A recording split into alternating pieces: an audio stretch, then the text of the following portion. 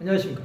오늘은 요한일서 2장 3절에서 4절의 말씀으로 대언자이신 예수 그리스도 두 번째라는 제목으로 하나님의 말씀을 나누고자 합니다.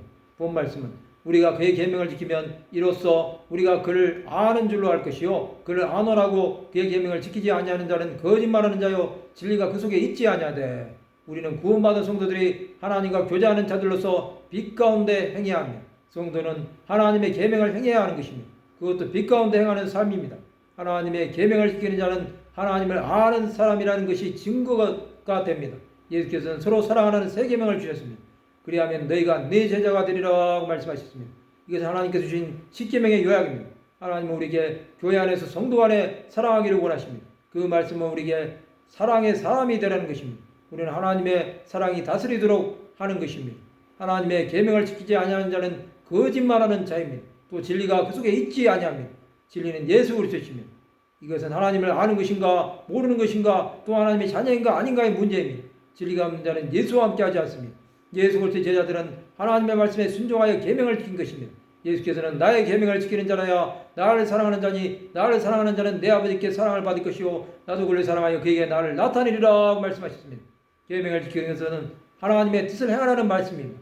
예수를 아는 것은 계명 안에 갈 때 가능한 것입니다. 예수께서는 율법을 폐하시러 오신 것이 아니라 완전하게 하시기 위해서 오셨습니다. 또 법제문으로 된 계명의 율법을 폐하신 것입니다.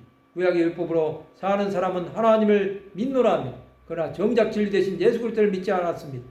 거짓은 사탄이 행하는 것입니다. 사탄은 하나님의 계명을 못 지키게 방해하는 것입니다. 우리는 진리만을 따라가야 합니다. 진리 대신 예수는 하나님의 인도하심을 받을 수 있도록 역사해 주실 것입니다. 진리를 바라보고 나갈 때 예수 그리스도를 온전히 증거할 수 있습니다. 우리는 하나님의 자녀로 부르심을 받았습니다. 하나님은 우리 안에 새 역사를 이루실 것입니다. 우리는 진리 안에서 살아가게 되는 것입니다.